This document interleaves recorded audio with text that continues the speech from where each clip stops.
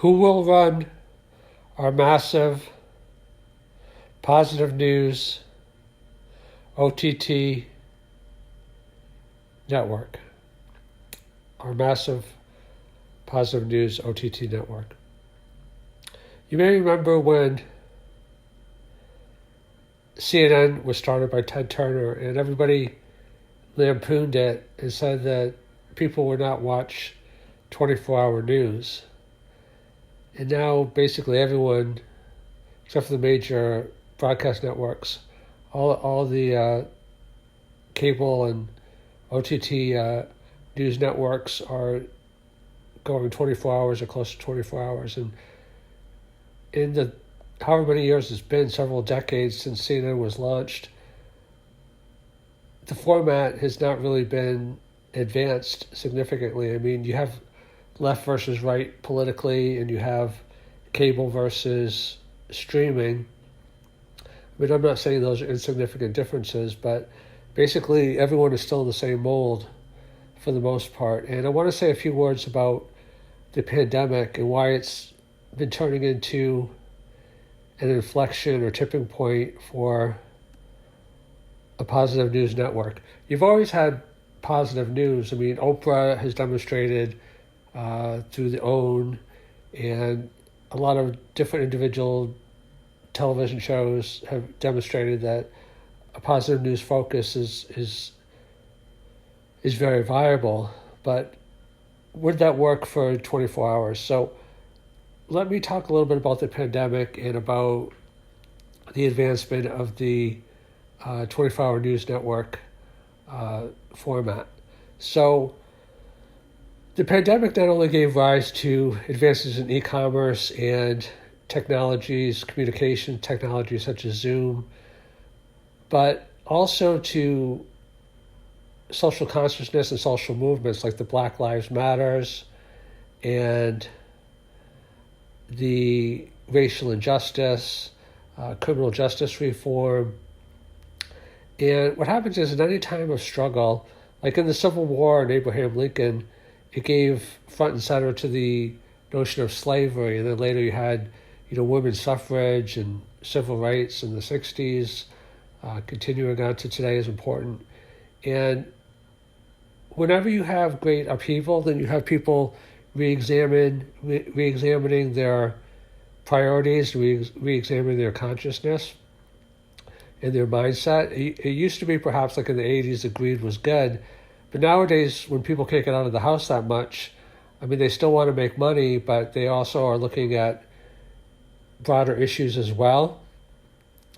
And a positive news network would not only focus on positive news per se, but be related to all the verticals and tie them together. So you could have positive news network technology, positive news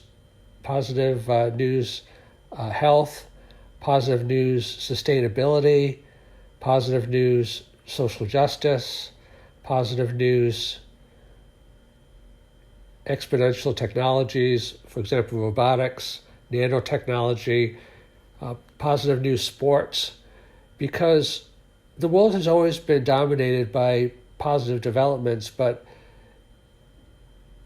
has kind of appealed to the lowest common denominator. That's why online content has kind of, through the advertising model, devolved into, in some instances, clickbait. And an alternative has been subscriptions and paywalls, which does have a large number of subscribers also.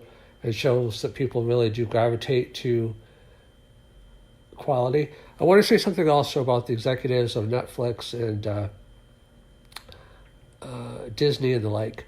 So these behemoth companies have developed their streaming networks and their content networks based upon legacy systems. So, Disney can easily come out with a streaming system. I mean, they've added some great things like The Mandalorian and a few things, but they have a content library that's massive.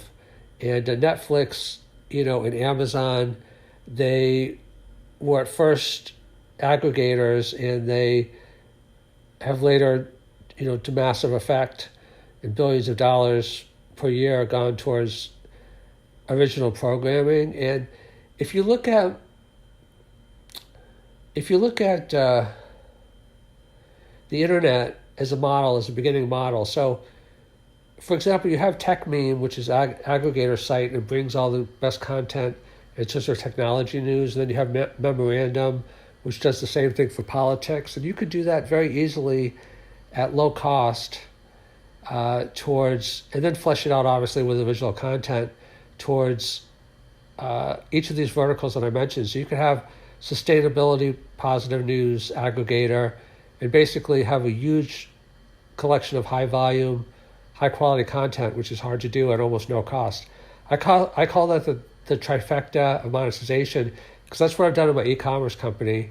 High volume, high quality, at low cost, which is extreme, because all three of those are at odds. Like if you want to do high volume or high quality, it's going to cost you a fortune usually.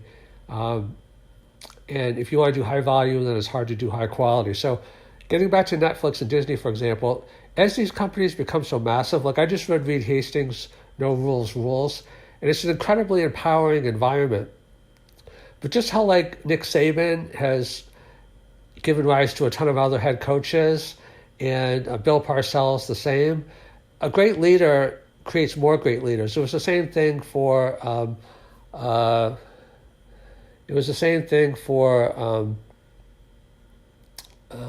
GM. I'm thinking not IBM. It's escaping me for the moment. But great leaders in all companies have always given rise to more great leaders. So a lot of the Netflix CEO executives and Disney executives, as content becomes king, and I have actually a podcast called Content is King, because I explain about the multiplier effect of content and the exponential effect going forward. So you might want to check that out. But a lot of these people are being prepped consciously or unconsciously to be leaders, because just like software is taking over the world, content is taking over the world.